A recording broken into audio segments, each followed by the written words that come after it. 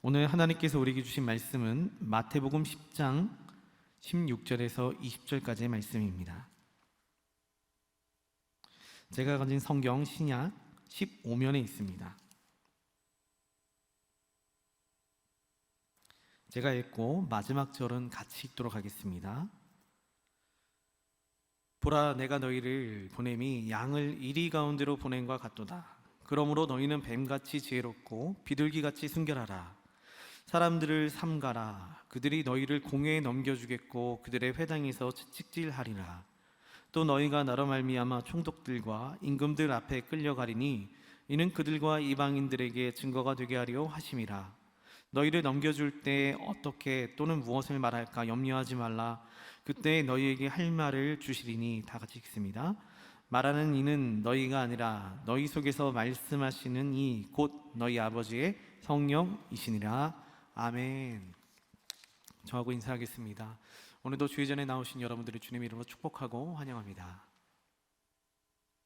우리 같이 서로 보시면서 목례로 인사하겠습니다. 사랑합니다. 축복합니다. 같이 인사 나누겠습니다.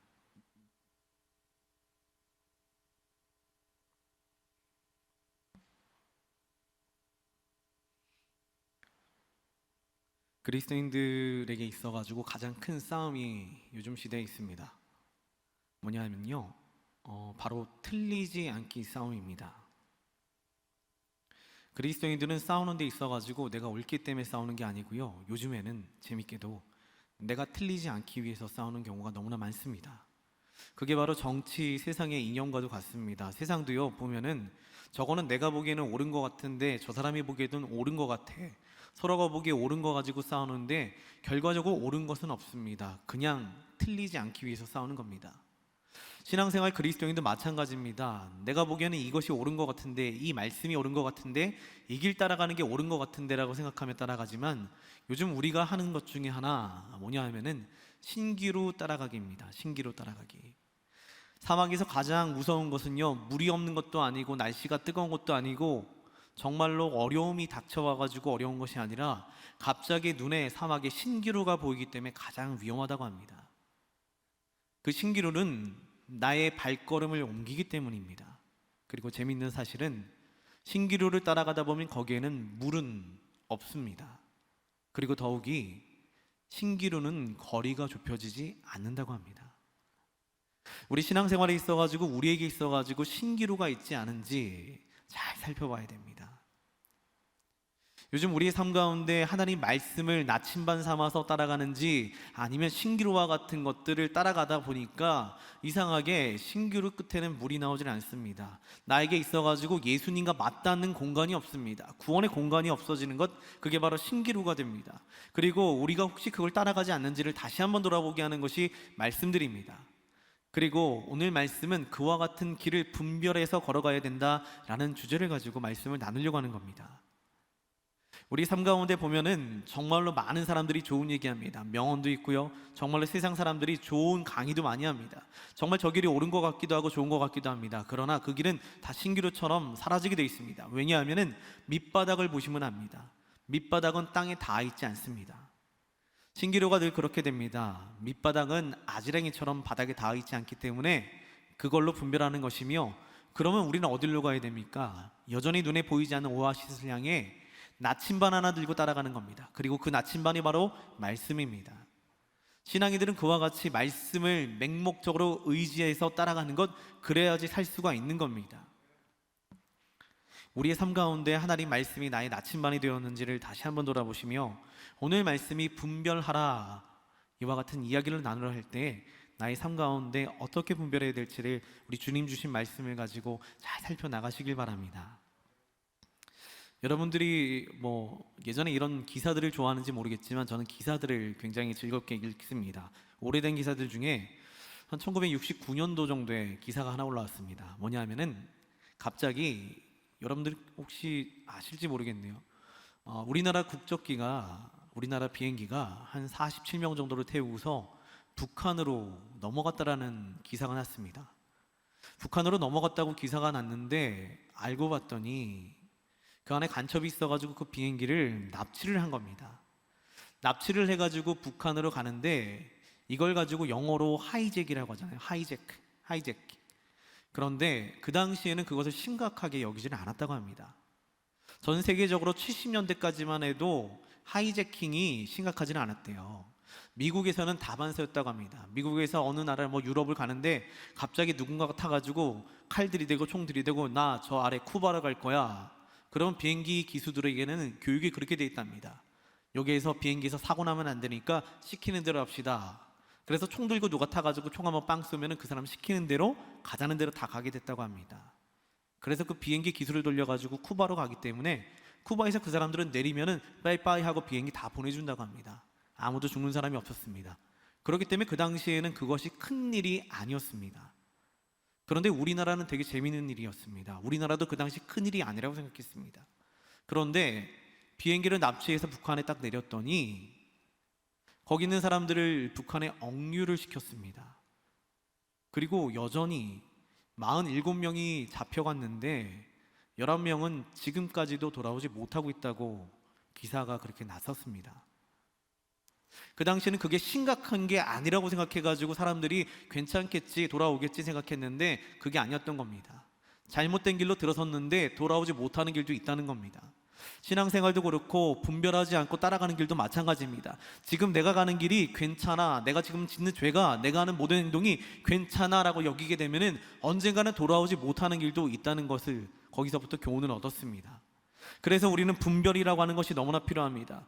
이와 같이 광야, 험한 길을 걸을 때에, 지날 때에 이거 지나면 괜찮겠지 라고 생각하며 무작정 걸어가시겠습니까? 분별하며 한 걸음 한 걸음 걸어가시겠습니까? 지난주에는 맥주 감사 주일로 지켰습니다. 아시다시피 출애굽기 23장에서 하나님께서 우리를 향해 주신 절기들, 3가지 절기 중에 하나가 맥주 감사입니다. 이는 광야를 걸어갈 때에 그냥 걸어가지 말고 거기에 의미와 의도를 주고서 우리에게 꼭 기억해야 돼 라고 하는 몇 가지를 알려주신 건데, 맥주절은 그 당시에는 보리나 밀을 추수하던 그 시기와 맞기 때문에 그 열매를 드리면서 하나님께 감사하는 겁니다. 하나님, 우리 보리 주셔가지고 밀 주셔서 감사합니다 하고 은혜를 감사하는 절기가 되었습니다. 그래서 우리가 거기에서부터 유래된 것 중에 하나가 바로 식사 기도입니다. 맥주 감사, 추수 감사, 거기에서부터 쭉 이어져서 우리 일상생활이 들어온 게 식사 기도입니다. 저는 그래서 교회 학교 아이들을 가르칠 때에 최고의 식사 기도가 맥주 감사절, 추수 감사절, 이것을 가지고 최고의 식사 기도라고도 가르쳤습니다. 왜냐하면 모든 것들이 다 하나님의 은혜이기 때문입니다. 우리가 먹는 쌀 한 톨이 입에 들어가기 위해서 하나님의 한없는 햇빛과 비, 모든 것들이 다 하나님의 섭니다. 모든 영양분들, 모든 것이 다 하나님으로부터 왔다. 이것을 믿게 하는 것, 고백하게 하는 것, 감사하게 하는 것, 이것이 곧 우리가 가져야 될 태도이자 하나님 우리에게 꼭 그렇게 해야 돼 라고 가르쳐 준 것입니다. 그래서 여러분들이 밥 먹을 때 식사 기도하는 거 제가 강조하는데, 그 식사 기도가 바로 여러분 식탁에서 열리는 작은 추수 감사절입니다.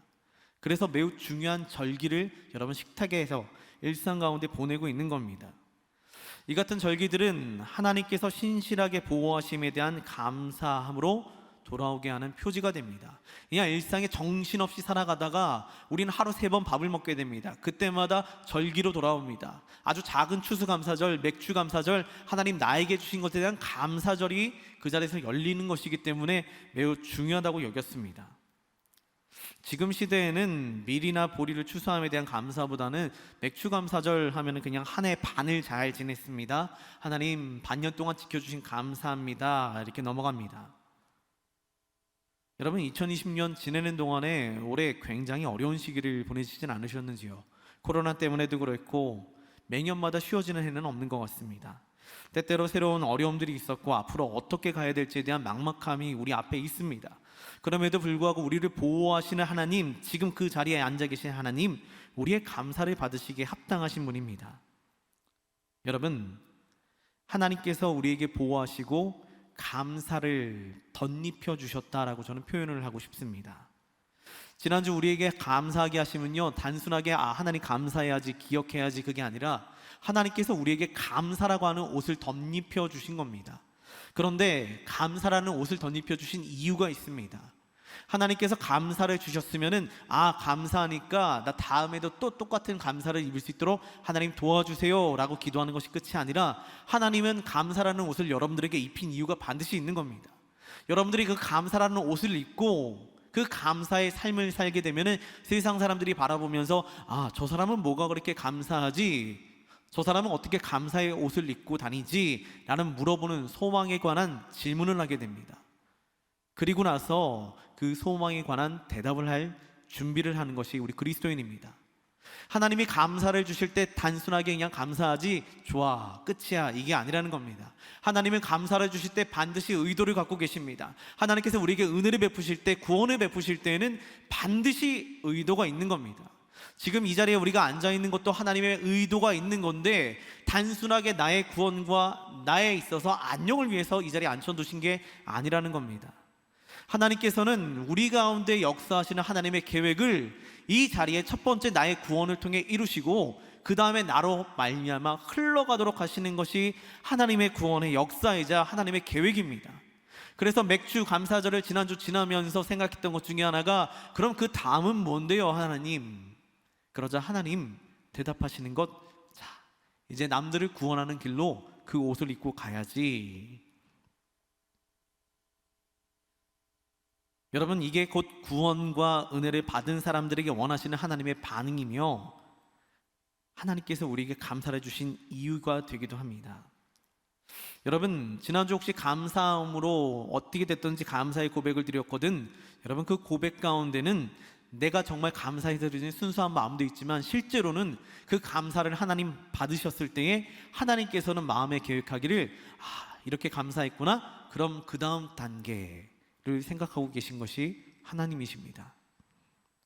여러분, 우리의 믿음의 고백과 감사의 모든 고백과 하나님 나를 구원하심에 대한 고백, 또한 이 자리에 받은 은혜에 대한 모든 것들에는 하나님 그 다음 계획을 반드시 가지고 계십니다.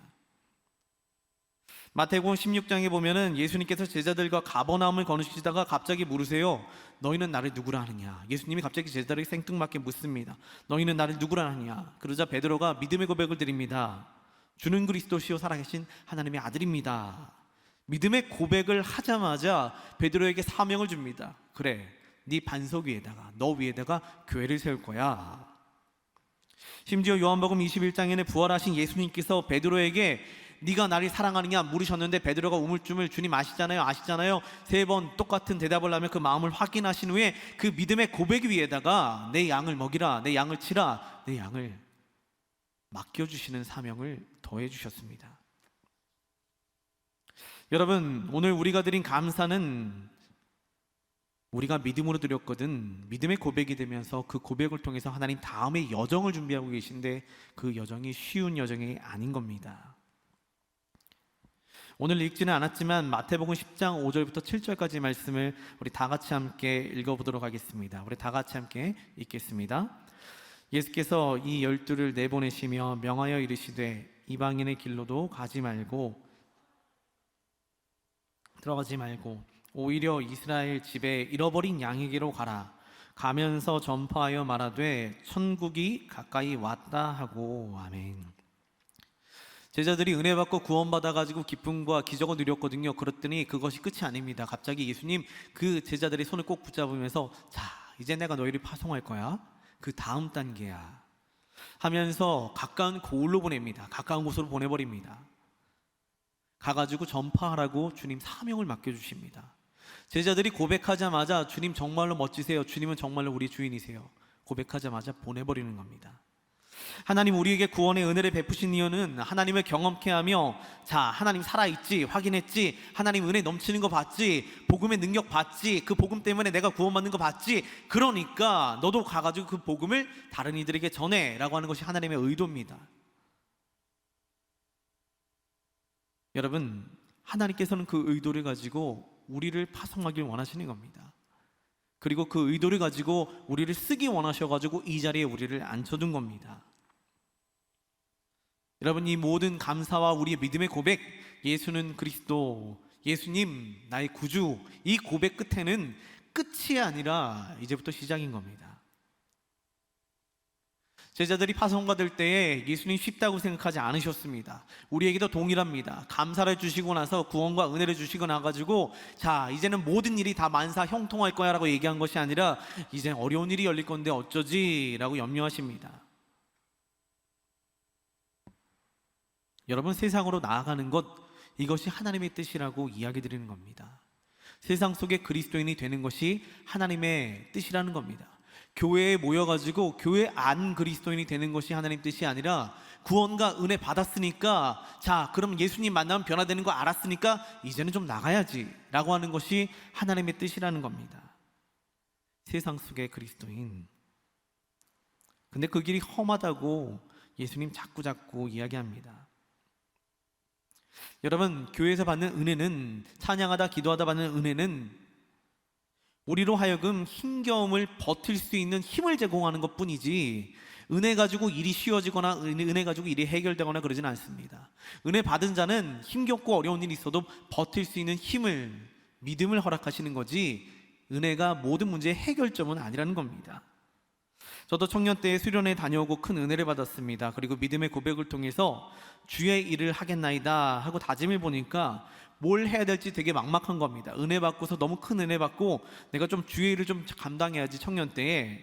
그래서 이것저것 알아보다가 결국에는 원주민 사역에 동참하게 됐습니다. 막 마약하고 술 마시는 중독자들입니다. 그럼 은혜 받으면 주님 주신 사역들이 쉽게 풀려야 되는데 일들이 쉽게 풀리지는 않습니다. 은혜 받고 나갔기에 망정이지 은혜 받고 버텼기에 망정이지 처음부터 사역이 너무 힘들었습니다. 말이 원주민이지 마약 중독자가 대부분입니다. 주사기가 바닥에 깔려 있습니다. 마약 중독자들은 아시다시피 약 떨어지면 뭐 할지 모릅니다. 그래서 엄청 무서웠습니다. 그래도 사명받고 선교를 감당하러 온 건데 가장 난감했던 것 중에 하나는 거기에 갔는데 은혜 받고 갔는데 뭘 해야 될지를 모르겠는 겁니다. 하나님 나에게 은혜 주셨으면은 그 다음 사명 딱 이거 하라고 주셨으면 좋겠는데 마음은 주셨고 몸은 움직이게 하셨는데 가가지고 뭘 해야 될지 모르겠다. 이게 가장 큰 난관이었습니다. 누구라도 붙잡고 사형리라도 하려고 치면은 술 마신 사람들이 와가지고 막 다 뺏어가지고 놀리고 어깨동무하고 갑자기 노래 부르고 고성방가하고 정말로 말이 아니었습니다. 정말로 아무것도 우리 뜻대로 돌아가는 게 없었습니다. 은혜 받았으면 하나님 도와주신다 약속했으면 일이 싹 풀려야 되는데 그런 일이 하나도 없습니다. 오히려 어렵습니다. 그렇게 사역을 한동안 했는데 완벽한 실패였습니다. 완벽한 절망이었습니다. 처음에 모였던 20명의 청년들이 다 떠나고서 3명만 남았습니다. 그래도 매주 예배 때 받은 은혜와 서원을 가지고 다시 일어나 나가고 주님 나에게 은혜 주셨으니까 또 가야지요. 매주 토요일마다 전도를 나가는데 곤욕이었습니다. 동역하는 청년들은 점점 줄어들고 선교라는 이름 아래 뭔가를 하려다 보니까 오히려 일만 힘들어지고 뭘 해야 되는데 그 고민 가운데만 갇혀있게 되고 일은 되지 않고. 근데 그때 청년부를 담당하던 우리 목사님께서 그렇게 조언해 주셨습니다. 얘들아, 힘 빼지 말고 성령님의 인도하심을 기다려야 돼. 특별한 거 하지 말고 가가지고 성령님께 모든 거 좀 맡겨보라고 하더라고요. 오늘 19절부터 20절까지 말씀을 같이 함께 읽어보도록 하겠습니다. 다 같이 읽습니다. 시작. 너희를 넘겨줄 때 어떻게 또는 무엇을 말할까 염려하지 말라. 네, 너희가 아니라 너희 속에서 말씀하시는 이 곧 너희 아버지의 성령이시니라. 아멘. 그렇게 우린 아이디어를 다 내려놓고 할 일들을 다 내려놓고 우리가 할 수 있는 거 그냥 하기로 했습니다. 그 자리에 앉아가지고 어깨동무하면 같이 있어주고 이야기 들어주고 같이 그냥 쓰레기나 줍고 마약 주사기 이만큼 주워다가 치워주고 이런 것만 했는데 그제야 성령님께서 우리 가운데 역사하기 시작합니다. 찬양하려고 사람들 쫓아내고 기도하려고 사람들 오지 못하게 막고 우리가 뭘 예배 드리려고 뭔가를 다 막아놨더니 아무것도 이루어지지 않았는데 다 풀어버렸습니다. 찬양, 기도 이거 전혀 아니야. 그리고 나서 그냥 앉아가지고 그 사람들과 이야기 나누기 시작했고 그 자리에서 뭘 하려고 하지 않았고 그 자리에서 머물려고 했습니다. 그제야 성령님께서 우리 가운데 역사하시는데 그때 깨달았던 게 그겁니다. 은혜 받았다고 일이 쉬워지지 않는다는 겁니다. 그런데 성령님의 인도하심을 받았더니 뭔가 길이 열린다는 겁니다. 그렇게 맡겨주신 사역으로 2년여간을 원주민들과 함께 보냈습니다. 여러분, 우리 신앙생활에 가장 큰 문제는 이제 뭐 해야 돼요가 가장 큰 문제가 됐습니다. 그게 가장 험난한 길입니다. 분별할 수가 없습니다. 저것도 옳아 보이고 저것도 해보고 싶어 보이고 여러 가지가 있습니다. 이제 뭐 해야 돼요? 아무것도 안 하는 것은, 여러분, 아무것도 안 하고 신앙생활하는 것은 무사유의 죄가 됩니다. 생각하지 않는 신앙생활의 죄가 됩니다. 성령님의 인도함이 없이 움직이는 것도 옳지 않은 일입니다. 성경 일독에 도전했던 친구가 했던 이야기입니다. 성경을 한번 꼭 읽겠습니다 다짐했던 친구가 1년을 꼬박 공들여가지고 성경을 다 읽었습니다. 11월쯤에 성경을 완독했다고 저한테 체크리스트를 가지고 왔습니다. 그리고 나서는 갑자기 이런 얘기를 합니다. 목사님, 성경을 일독하는 것은 힘든 일이 아니었습니다. 성경을 한 번 읽는 것은 힘든 일이 아니었는데 가장 힘든 것이 성경을 읽고 났더니 그 다음에 무엇을 읽어야 될지 모르는 게 가장 큰 문제였습니다. 이 얘기를 합니다. 수련회나 집회나 모든 것들이 마찬가지입니다. 부흥운동도 마찬가지였습니다.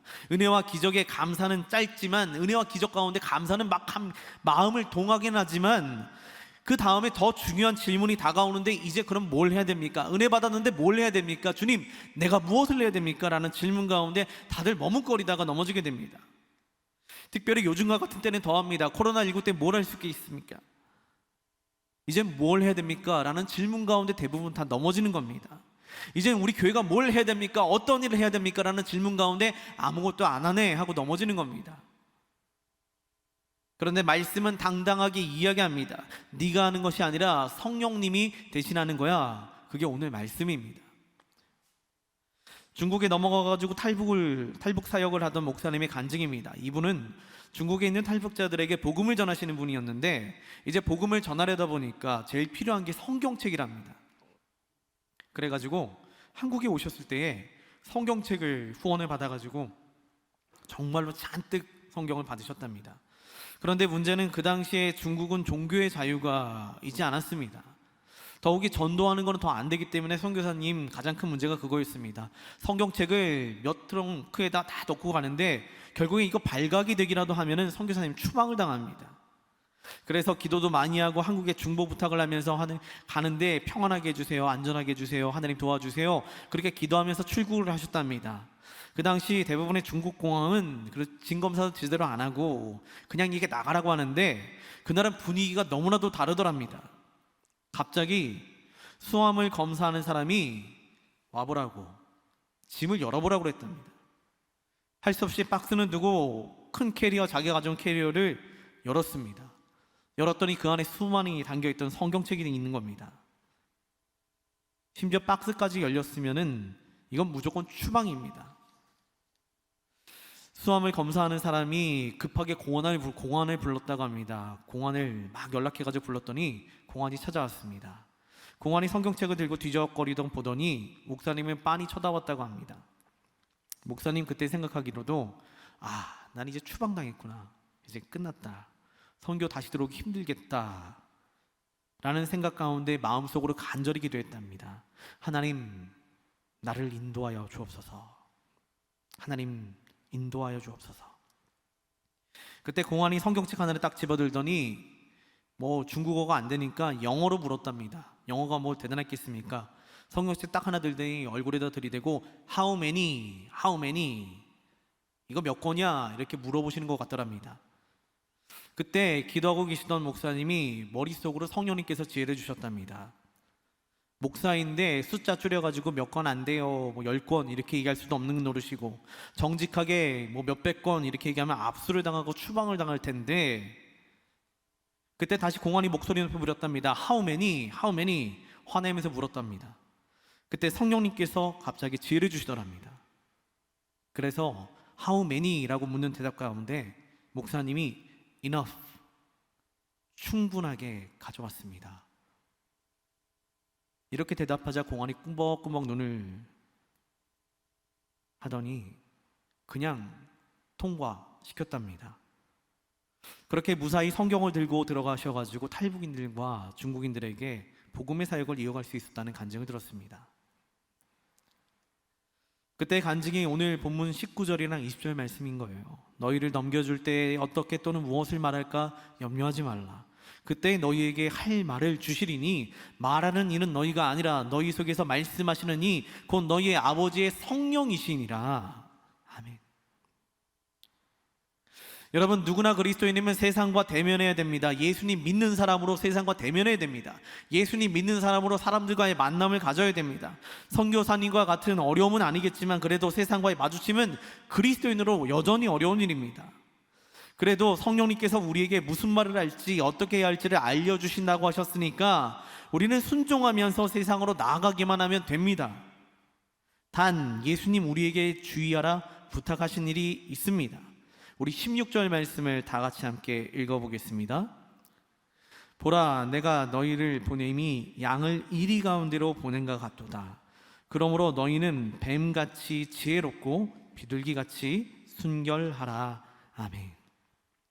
예수님도 알고 계셨습니다. 은혜 받은 여러분들이, 예배 가운데 나온 여러분들이 그냥 이 자리에 머물러 있는 거 원하는 것이 아니라 나가야 돼. 나가가지고 세상 속의 그리스도인으로 세상과 맞부딪혀야 돼. 그런데 예수님이 그냥 보내신 것이 아니라 마음의 염려를 아예 이야기하셨습니다. 미안하지만 세상에 나가는 건 내가 파송하지만 세상에 나가면은 당신들은 양이야. 세상은 이리와 같아. 오늘 예수님의 말씀은 완벽한 염려로 들렸습니다. 세상으로 나가는 거는 잘 알겠는데 진짜 세상으로 나가야 하는 우리를 양처럼 불쌍히 보시면서 이렇게 표현하십니다. 양을 이리 가운데로 보낸 것 같도다. 우리는 살 가능성이 없다는 겁니다. 그리스도인으로 세상에 나가면은 이길 가능성이 조금도 없다는 이야기입니다. 다른 말로 세상에 나가는 게 절대 쉽지 않을 거야. 은혜 받았다고 해도, 정말 성령 충만 받았다 해도 쉽지 않은 것이 세상이야. 그리고 이어서 두 가지를 부탁합니다. 뱀처럼 지혜롭게. 이 말은 고대 근동의 속담입니다. 예수님 비유를 하신 겁니다. 이 말의 의미는 분별력을 의미합니다. 분별하라는 겁니다. 예수님의 의도도 그랬습니다. 험한 세상 가운데 약한 자들이 가져야 될 능력은 바로 분별력입니다. 우리 그리스도인들이 온전하고 완성되어 있는 사람이면 모르겠는데 우리는 그렇지 않기 때문에 예수님 우리에게 염려하시면서 한 가지라도 가져야 되는데 그게 바로 분별력이야 라고 우리에게 부탁하신 겁니다. 분별해야 된다고. 그리고 이 분별은 제가 처음에 설명드렸죠. 신기로 따라가지 않으면 됩니다. 어떤 말을 하든지 어떤 일을 하든지 어떠한 행동을 취하든지 그 행동 끝에 예수님과 맞닿아 있지 않으면 거기는 신기루입니다. 그것도 모르겠다. 나침반 들고 가면 됩니다. 하나님 말씀입니다. 말씀에 이렇게 하랬대. 그게 끝입니다. 더 나가는 것도 아니며 더 어떻게 깊게 들어가는 것도 아니며 말씀에 그랬대. 끝입니다. 그게 바로 분별입니다. 여러분, 분별력이 필요한 이유는 다음과 같습니다. 먼저는 우리가 세상에 물들지 않도록 세상 것과 하나님의 것을 구별하여 접근해야 하기 때문에 분별력이 필요합니다. 세상에 물들지 말라고, 세상에 속지 말라고. 여러분, 세상에 속으면은 복음은 나로 인해서 오히려 넘어지게 됩니다. 존 버년이 쓴 철로 역정에 보면은, 거기에 보면은 만화책으로도 있습니다. 꼭 한번 읽어보시죠. 기독인이라고 하는 사람과 소망이라고 하는 두 사람이 천국으로 가는 길을 그려낸 것이 존 버년의 철로 역정입니다. 그런데 이 둘이 천국을 열심히 향해서 가는데 갑자기 수많은 어려움들을 다 이겨내고 왔는데 갑자기 두 갈래 길이 나옵니다. 어느 길로 갈지 몰라가지고 서성거리고 있는데 두 길 다 좋아 보이고 옳아 보입니다. 그런데 갑자기 뒤에서 검은 피부에 흰 망토를 두른 사람이 나타납니다. 그리고 그들에게 친절하게 얘기합니다. 아, 이 길은 제가 잘 압니다. 저를 따라오시죠 하곤 길을 안내해 주기 시작을 합니다. 이 두 사람이 너무 기쁜 나머지 같이 따라갑니다. 그런데 소망과 기독인은 좀 의심하기 시작합니다. 왜냐하면 가는 길인데 이상하게 천국 길이 아닌 것 같고 멀어지는 것 같습니다. 그래도 친절함에 속아가지고 따라갑니다. 결국에 이 둘을 인도한 것은 함정이었습니다. 이 둘을 인도한 사람이 망토를 벗자마자 정체가 드러납니다. 그 정체가 바로 아첨이라는 나쁜 사람이었던 겁니다. 좋은 말로 현혹하는 사람. 그리고 이 둘은 분별하지 못함을 후회하는 장면이 나옵니다. 우리가 하나님 말씀을 따라가지 않고 듣기 좋은 말을 따라가다가 쉬운 길을 따라가다가 우리가 결국에는 이 함정에 빠지게 되었구나. 여러분, 이 아첨은 귀에 듣기에는 좋은 이야기를 하면서 틀리지 않은 길을 제시합니다. 완전히 틀리지 않은 길을 제시합니다. 하지만 그 아첨이 인도하는 길은 사망이요 멸망입니다. 신기루입니다. 우리 삶에 있어서 분별력은 성령님께서 주시는 이야기와 성령님 나의 마음 가운데 그동안 내게 배웠던 말씀 가운데 주시는 길 가운데 가는 것이 분별력이 되는 거지, 세상이 하는 이야기들을 구분하는데 이 분별력은 절대적으로 필요한 거라고 오늘 말씀이 이야기하는 겁니다. 뱀처럼 지혜롭게. 성령님께서 주시는 이야기는 구원으로 인도하지만 성령님의 인도하심을 따라가면 반드시 그 길 끝에는 지금 길이 안 보이는데 구원의 길에 닿게 되어 있으며 예수님과의 만나게 되어 있습니다. 세상이 하는 그와 비슷한 이야기 끝에는 그런데 구원이 없습니다. 그렇기 때문에 분별이 필요합니다. 세상이 하는 이야기 중에 틀린 이야기가 있습니까? 없습니다. 그런데 그 길 끝에는 예수님이 없습니다. 그게 가장 중요한 포인트입니다. 예수님은 그걸 알려주고 싶으셨던 겁니다. 그런데 많이 분별하기도 힘들고 뭘 해야 될지도 모르겠다면 오늘 말씀에 없지만 6절과 7절 말씀을 다 같이 함께 읽어보겠습니다. 6절과 7절 말씀 다 같이 읽습니다. 시작. 오히려 이스라엘 집에 잃어버린 양에게로 가라. 가면서 전파하여 말하되 천국이 가까이 왔다 하고. 아멘. 이 이야기는 예수님의 가장 근본적인 복음입니다. 회개하라 천국이 가까이 왔느니라. 말씀이고 뭐고 다 잊어버려도 회개하라 천국이 가까이 왔느니라, 이 근원적인 복음으로 돌아가라는 얘기입니다. 6절에는 오히려라고 쓴 의미가 잘 모르겠거든, 내가 판단할 수 없거든, 힘겹거든 이라는 의미를 가지고 있습니다. 진짜 모르겠거든, 뭘 해야 될지 모르고 어디로 가야 될지 모르고 내가 어떤 말을 해야 될지 모르겠거든, 가장 근본적인 복음, 천국의 복음으로 돌아가는 겁니다. 여러분, 복음을 전할 때도 마찬가지입니다. 사람들을 만나면 사람들과 예수 믿는 사람으로 대면할 때도 마찬가지입니다. 그 사람 만나가지고 뭐 해야 되는데요, 내가 어떻게 해야 되는데요, 그 고민을 하는 것이 아니라 오늘 말씀은 제자들한테 그렇게 얘기합니다. 제자들이 염려했을 겁니다. 제가 가가지고 뭘 할 줄 안다고요? 나 정말로 할 줄 아는 거 아무것도 없는데요. 그때 예수님이 그냥 단순하게 알려줍니다. 그냥 가가지고 천국 복음, 회개하라 천국이 가까이 왔느니라, 이것만 전하면 돼. 일방적으로 전달만 하고 오라고. 바로 예수님의 천국 복음을 이야기만 하고 오라고 전도하는데도 알려주셨습니다. 그러니 뭘 해야 될지 모르거든 그동안 베풀어 주신 하나님의 사랑을 남들에게 이야기하신 것, 이것이 전도라는 겁니다. 그리고 또 우리 삶 가운데도 내가 어디로 가야 될지 모르겠다, 내가 무슨 일을 해야 될지 모르겠다, 그럼 천국 복음을 생각하십시오. 내가 이 일을 함으로 천국에 가까이 들어가는 자가 되는지 아니면 천국으로부터 멀어지는 자가 되는지. 그리고 두 번째 부탁, 예수님 부탁하신 것 두 번째가 바로 이겁니다. 비둘기같이 순결하라. 분별은 다른 것들로부터 내 자신을 지키는 가장 큰 무기가 됩니다. 분별은 나를 지킬 수 있는 무기지만 비둘기같이 순결하라는 나 자신으로부터 스스로를 깨끗게 하라는 명령입니다. 분별은 세상의 모든 것들로부터 다 지켜내고 다 지켜내는 겁니다. 그런데 비둘기같이 순결하라는 나 자신, 나 스스로로부터 나 자신을 지키라는 이야기입니다. 이를 구별이라고 하는 겁니다.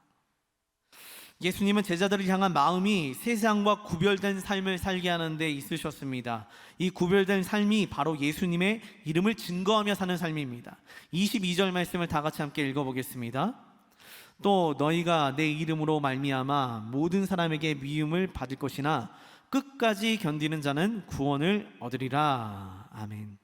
지금은 감이 잘 오지는 않겠지만 그 당시에는 예수님의 이름을 증거하며 사는 삶이 쉽지가 않았습니다. 사람들의 핍박과 박해가 계속 이루어졌습니다. 그래서 17절 말씀은 이렇게 있습니다. 제가 읽어드리겠습니다. 사람들을 삼가라. 그들이 너희를 공회에 넘겨주고 그들의 회당에서 채찍질하리라.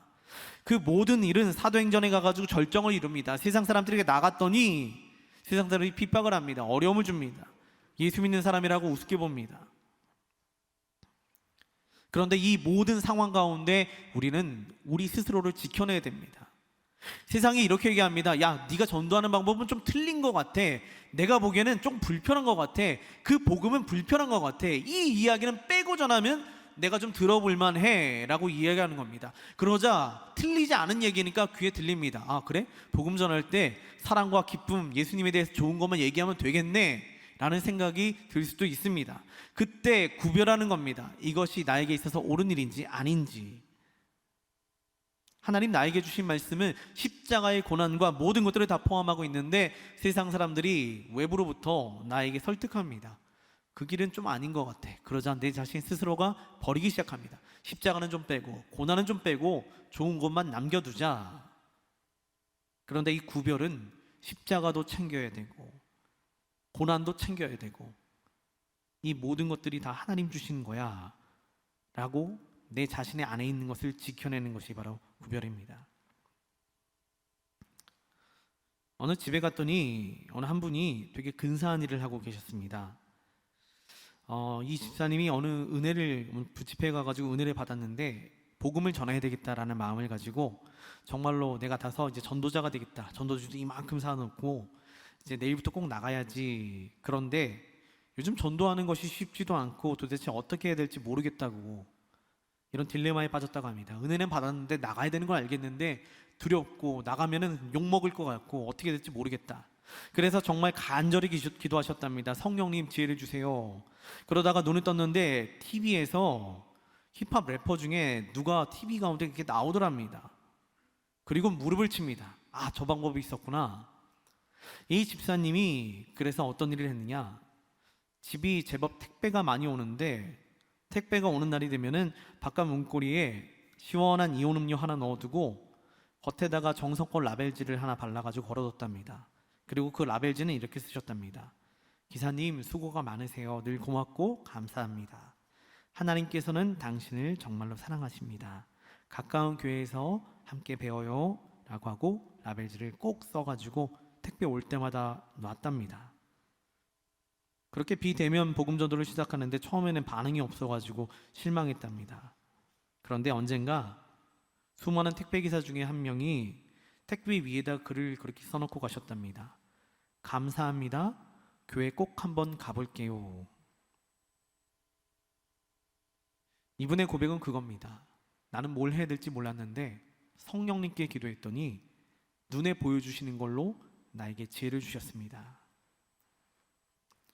말씀을 정리하고 마무리하겠습니다. 여러분, 지난주 맥주감사절은 반년을 돌아보게 하셨고 감사케 하신 절기였습니다. 이 감사의 고백에는 늘 하나님의 다음 계획이 있음을 같이 나눴습니다. 곧 우리에게 감사케 하신 것은 내가 경험한 하나님을 다른 이들에게 전하라는 감사의 옷을 입혀주신 겁니다. 하지만 우리는 어찌할 바를 알지 못합니다. 그래서 우리에게 도우시는 성령님께서 함께 하심으로 우리에게 지혜를 주신다라고 오늘 말씀이 약속해 주셨습니다. 이 믿음을 가지고 세상에 나아갈 때 해야 할 일 두 가지, 분별과 구별. 우리 주님 계획하신 복음 전파하는 삶, 살아가는 그리스도인은 쉽지 않지만 오늘 말씀을 통해 하나님 나에게 성령님께서 나를 도와주실 거야 라고 약속해 주셨습니다. 여러분, 구원이 반드시 있습니다. 우리의 삶을 다해 하나님과 동행함으로 하나님을 기쁘시게 하는 삶도 살고 분별과 구별함으로 나와 내 주변을 지켜내는 멋진 그리스도인들 되시기를 주님의 이름으로 축원드립니다.